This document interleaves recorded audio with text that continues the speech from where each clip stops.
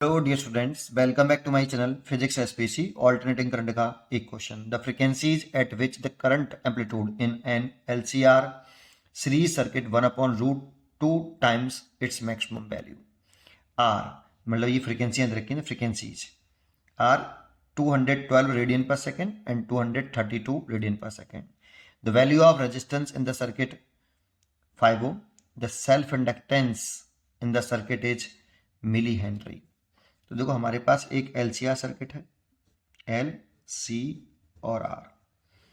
इसमें किसी सोर्स को हमने कनेक्ट किया है। अब देखो इसमें आर की वैल्यू तो रखी है हमें कितनी, 5 ओम। अब ये कौन सी फ्रीक्वेंसियां हैं उस पर ध्यान देना है। देखो आपने रेजोनेंस वाले केस में इसका ग्राफ बनाया होगा ऐसे, ओमेगा में और करंट में। तो जब रेजोनेंट फ्रीक्वेंसी होती है ओमेगा आर, तब करंट आपकी मैक्सिमम होती है बोथ साइड से ऐसे। तो इस करंट को हमने बोला पीक करंट आई नॉट। और इसमें कह रहा है आपसे कि जब करंट जो होती है मैक्सिमम वैल्यू का, करंट एम्पलीट्यूड जो है वो मैक्सिमम वैल्यू का 1/√2 टाइम्स होता है। दैट मीन्स इससे थोड़ा सा ऊपर, यहाँ I0/√2 इस जगह पर। तो इस जगह पर एक फ्रीक्वेंसी रखी है हमें ओमेगा 1 और दूसरी फ्रीक्वेंसी इसी जगह पे रखी है ये हमें ओमेगा 2।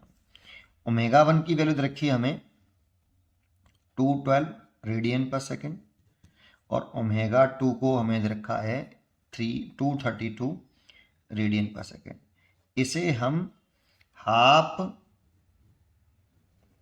पावर फ्रीक्वेंसीज बोलते हैं बेटा, क्योंकि यहाँ पे पावर अगर P है तो इस जगह पे जब वैल्यू सॉल्व करते हैं तो ये पावर आधी हो जाती है मैक्सिमम पावर की, ठीक है। इसीलिए इसे हाफ पावर फ्रीक्वेंसीज बोलते हैं।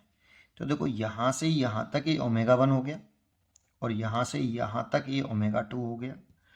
तो इस वाले को, ये जो मैंने डार्क किया, इसको बैंड विड्थ बोलते हैं बेटा। इसको बोलते हैं band width of half power frequencies. और इसकी वैल्यू होती है बैंडविड्थ की ओमेगा 2 माइनस ओमेगा 1। देखो ओमेगा 2 में से ओमेगा 1 घटाएंगे तो ये बैंडविड्थ आ जाएगी। तो इसको बैंडविड्थ बोल रहे हो, इसका फॉर्मूला होता है R/L। ये डेरिवेशन वाले पार्ट में आता है बेटा। आप क्वालिटी फैक्टर निकालिए, कोई बेसिक किताब ले लीजिए और उसमें एकेडमिक बुक ले लीजिए, उसमें आप डेरिवेशन देखिए तो आपको बैंडविड्थ का ही फॉर्मूला दिख जाएगा। Bandwidth of half power frequency बोलते हैं R/L। अब हमें ये वाली वैल्यू हमें दे रखी है कितनी, 232 और ये दे रखा है 212, R दे रखा है 5 और L पूछा है। तो देखो इसमें से सब्ट्रैक्ट कर लो इसको, 0 और 3 में से 1 गया तो 2, 20 आया और ये 5/L। तो L इज टू आ गया 1/4। ये 4 बार कट गया तो ये 1/4 आ गया। 1/4 आया और ये आया हेनरी में, लेकिन हमें चाहिए मिली हेनरी में। तो 1 हेनरी में 1000 मिली हेनरी होते हैं, ठीक है। तो इस जगह पर आप 1000 का मल्टीप्लाई कर लीजिए 4 और ये मिली हेनरी में आ जाएगा। 4 से डिवाइड कर लीजिए तो 2 आएगा, बचेगा 2, 5 आएगा 50, 250 मिली हेनरी आ जाएगा। तो यहाँ पे 250 आप भर दीजिए। इंटीजर टाइप क्वेश्चन है तो इंटीजर में होना चाहिए।